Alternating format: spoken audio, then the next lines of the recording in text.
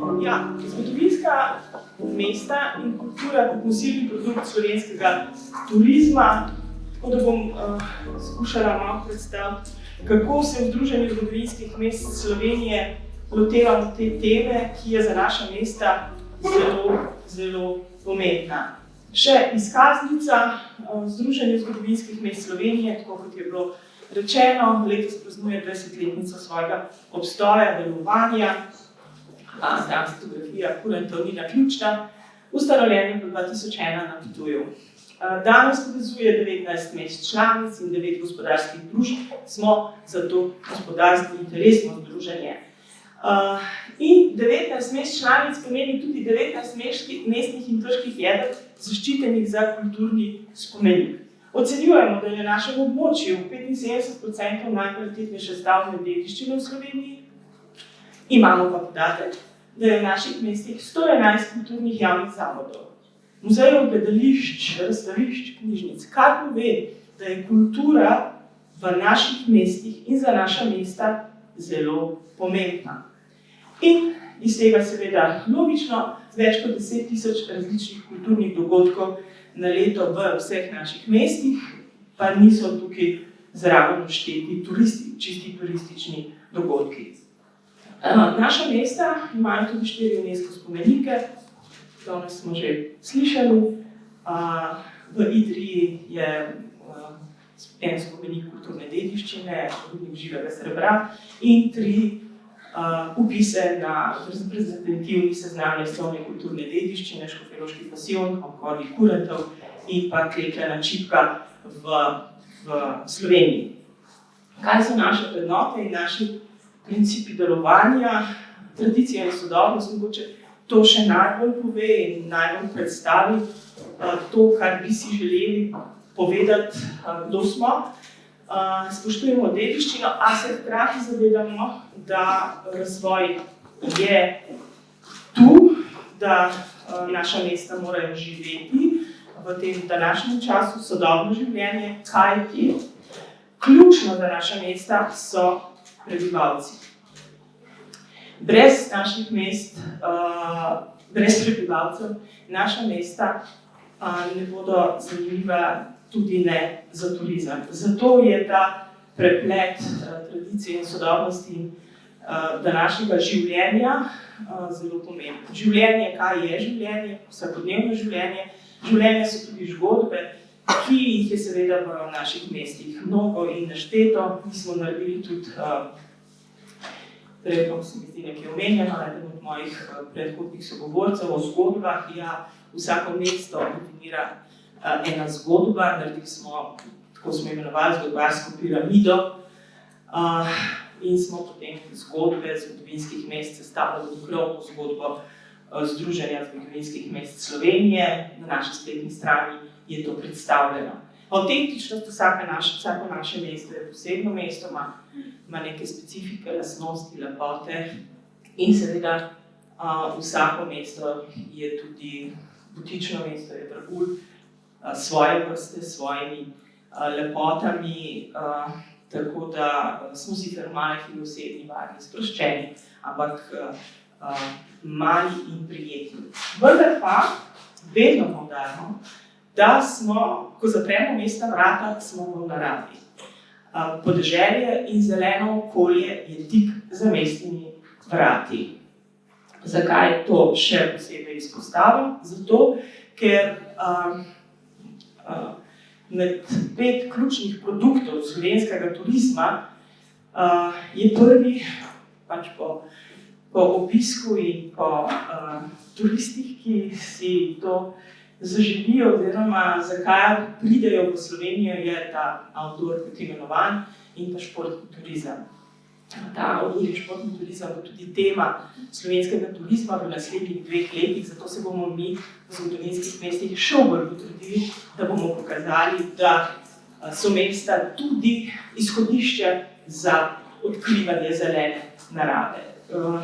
Ključni, kot rečeno, produkti slovenskega turizma in moram kar povedati, da smo v zgodovinskih mestih, se mi zdi, da smo naša mesta kar dovolj vztrajna, prepričljiva, predvsem pa se mi zdi, da smo v zadnjem obdobju svojo ponudbo in produkte, turistične produkte obogatila, nadgradili, dvignili na tako raven, da so tudi mesta in kultura eden od nosilnih produktov slovenskega turizma. Nekaj let nazaj temu še ni bilo tako. In smo imeli nosilne produkte in produkte, pomožne produkte, kako bi rekel, spremljevalne, tako da to je kar velik premik. Kaj pa je ta kultura, kaj pa predstavlja, kaj pa vključuje produkt zgodovinska mesta? Prav gotovo je za nas najpomembnejša kulturna dediščina. Že prej omenjeno, naša mesta so kulturni spomeniki, snovna, nesnovna dediščina, ampak v naših mestih radi rečemo, kultura živi, se dogaja, odvija cel dan, vse dni v letu, tako da kulture v izobilju, tako da ta povezava produkta, mesta in kultura je resnično živa. Mnogo zvrsti oziroma vse to je moč videti, bi pa izpostavila to, kar je tam mogoče v okvirčku, da se ne zavedamo, da kultura prinaša v turizem dodano vrednost. Mislim, da še nekaj bom danes omenila dneve slovenskega turizma, ki so se pravkar zaključili, in tam smo nekateri to na glas povedali in izpostavili, da narava je sicer lepa, ampak dodane vrednosti pa pri naravi ni. Kultura, kulturna dediščina je tista, ki prinaša našim mestom z bogato vsebino, ki se odvija na vseh teh področjih, tisto dodana vrednost, ki je ključna in ki je v bistvu namen turizma. Kaj je turizem? Kaj je kulturni turizem? Kulturni turizem. Govorimo o kulturnem turizmu, ki ponuja oziroma predstavlja kulturo. Tle sta dva podatka in jaz verjamem, da temu je tako, da kultura ni glavni razlog obiska turistov Slovenije. So drugi primarni motivi, prej sem omenila, največji delež podatki govorijo, da so to dejansko aktivnosti v naravi, šport. A kljub temu, tudi to smo izpostavili na tem srečanju dnevi slovenskega turizma, je nujno, je potrebno in na tem moramo vsi delati, ki kakorkoli delujemo na turizmu, kulturo vključujemo v vse druge turistične produkte. In zakaj, mogoče to, zakaj je turizem tako pomemben za zgodovinska mesta? Najbolj vsi vemo, kakšna je situacija v tem, kje druge in kdaj drugič, ampak turizem je tista dejavnost, tista gospodarska dejavnost, ki je nadomestila vse tisto, kar je nekoč živelo gospodarstva, podjetništva v naših mestih. To je dokaj uspešno v neki meri nadomestil turizem. Zato turizem kulturni turizem je ključen za naša zgodovinska mesta in ponudbo naših mest, predvsem pa za življenje, o katerem smo prej govorili, to tradicija in sodobnost. Tržne niše v kulturnem turizmu, kjer imamo še vsi najbolj kar velik zapostorit, kar nekaj dela, da ga bomo pripravili v taki obliki in v tak način, da ga bomo lahko ponudili turističnemu trgu. Tukaj to je treba samokritično priznati, da te produkti, kulturni produkti kulture še niso na takem nivoju ali pa tako pripravljeni, da bi jih lahko direkt ponudili turizmu in jih vključevali v turistično ponudbo in pa potem v trženje. Turizem prihodnosti ima posebnosti in ima, spet se vračam na dneve slovenskega turizma, mislim, da smo največkrat slišali, da se spreminja in potrebno je prilagajanje. Da prihodnost v turizmu je bila do zdaj predvidljiva, zdaj pa temu ni več tako. Izziv je digitalizacija kot na vseh drugih področjih in pa trajnostni prehod, ki bo tudi v turizmu odigral pomembno vlogo. Mi vemo, da teoretično je Slovenija s tem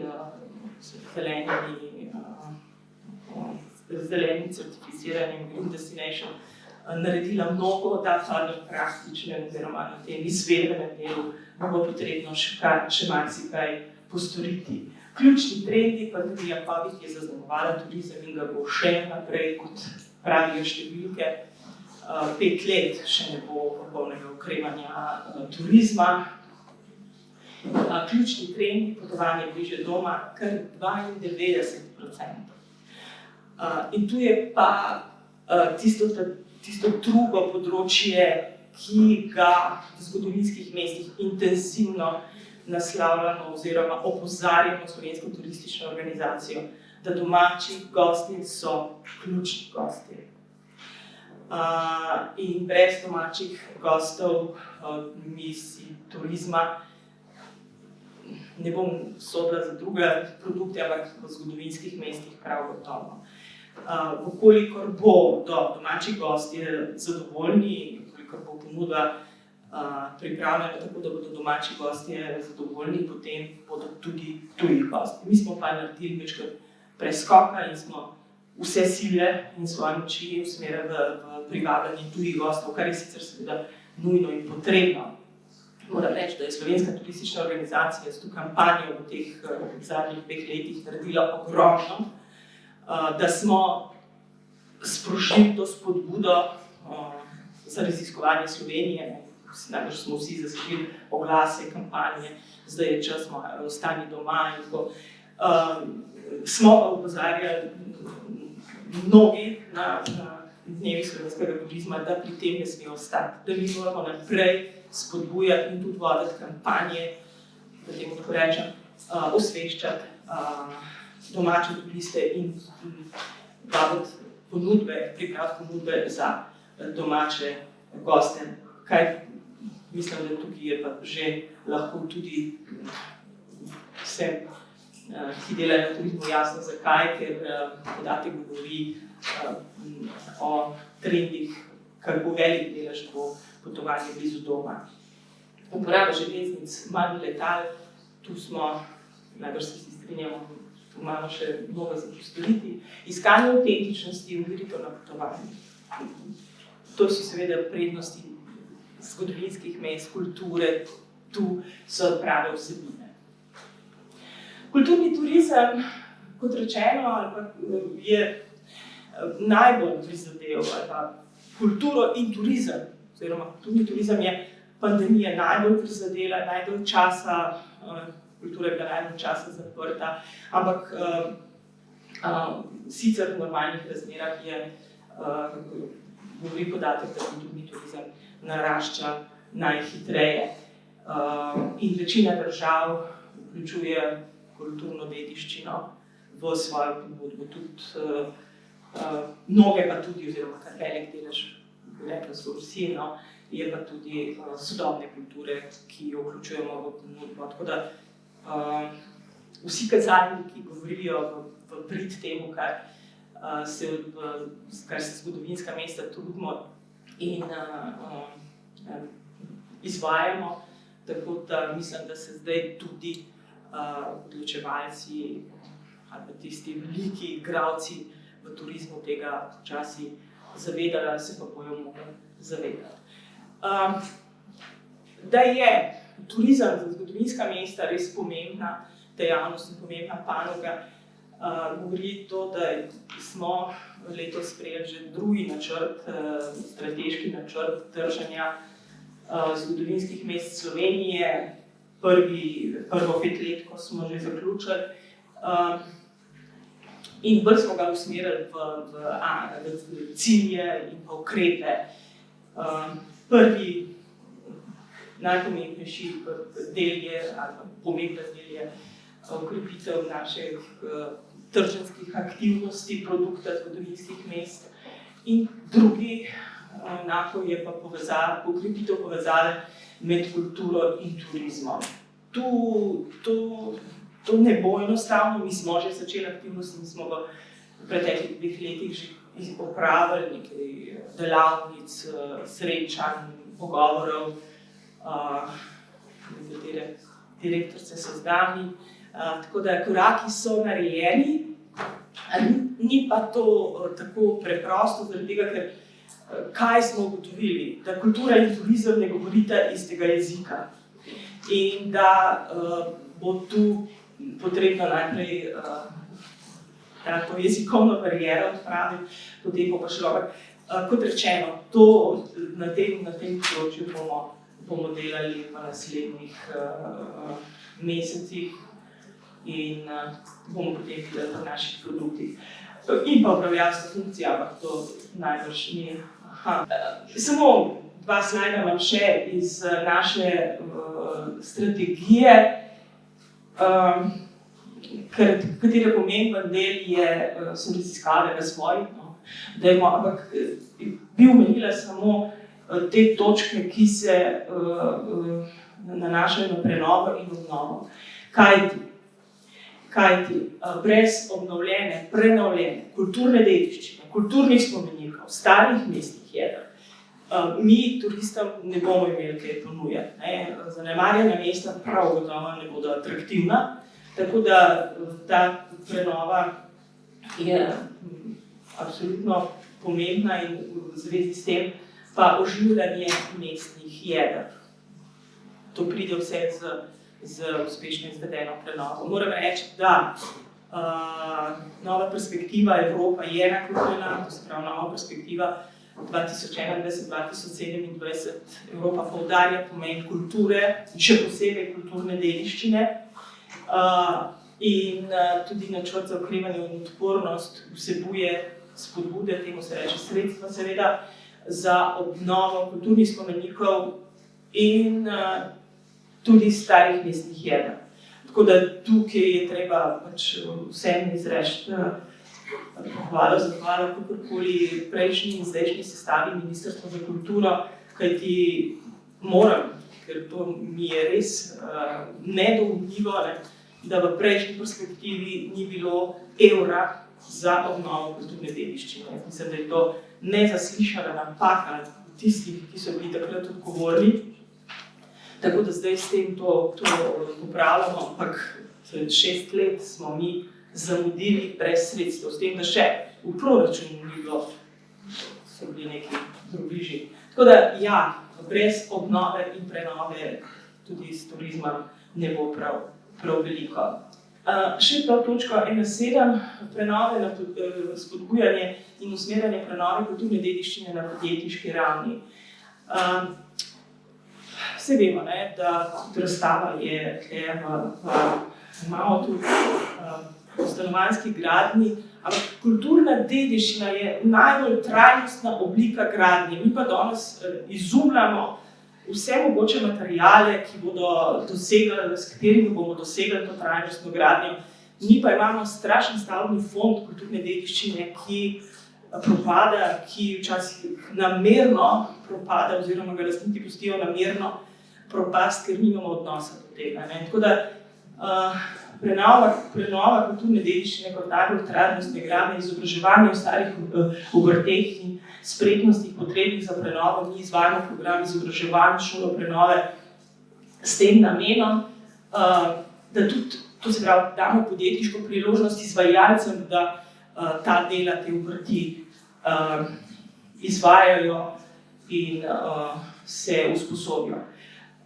In pa to, kar mislim, da ste tudi danes že slišali, ali je bila beseda o tem, da spodbujanje prenove, ciljne prenove objektov kulturne dediščine za potrebe turističnih nastanitev v mestnih jedrih ali pa na podeželju imamo številne gradove, namesto da razmišljamo o tem, kje bomo gradili nove hotele, kaj podobnega. Skratka, tle ni ene enega zavedanja. Mogoče, no, jaz sem večni optimist, da smo to presegli tudi, mislim, da je bilo tudi danes že povedano, da nova strategija, katere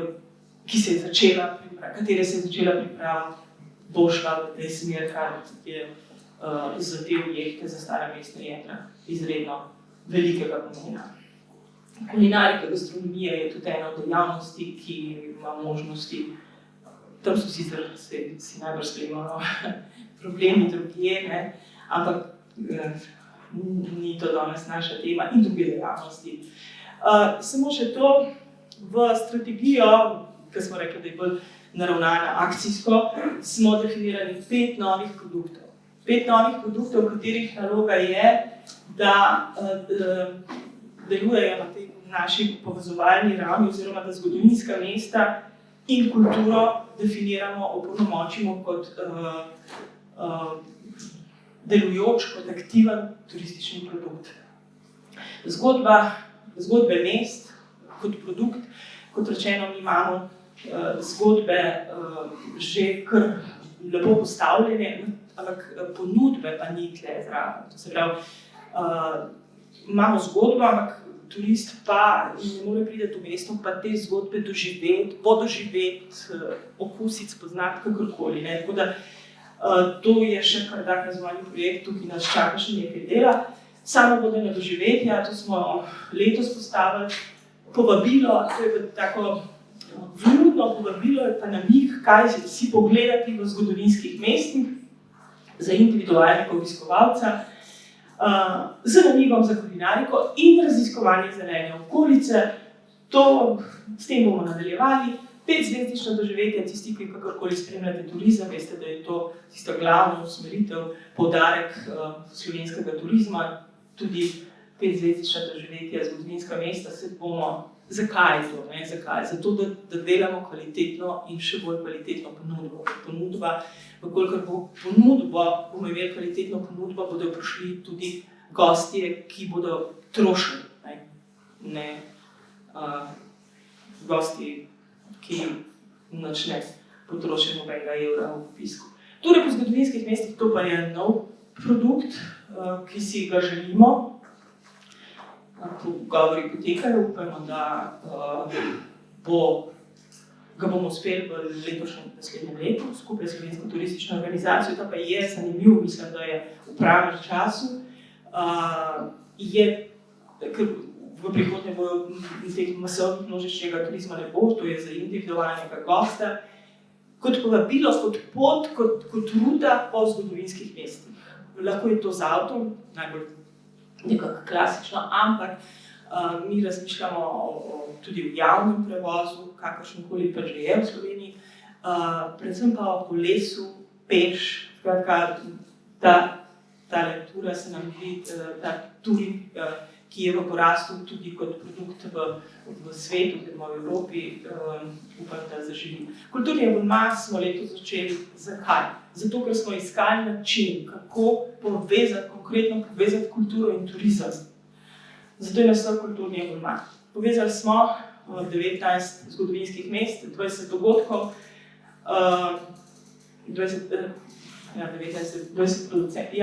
producentov, 300 nastopajočih in celo več, ker pa smo želeli kulturo približati tudi ne samo kulturnim zavodom, javnim zavodom, ampak tudi podjetnikom, ki so v mestih, ki smo prej omenili, kako dragoceni so zgodovinska mesta, smo potem oblikovali kulturno-gastronomski abonma.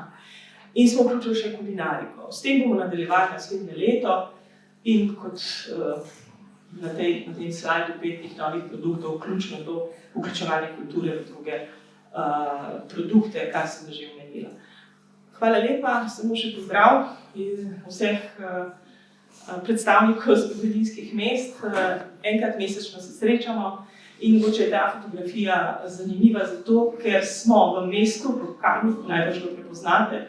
Za nami je zelena narava, pred nami je medobčinski muzej v Kamniku in objekti kulturne dediščine. Tako da zgodovinska mesta vključujejo vse. Hvala.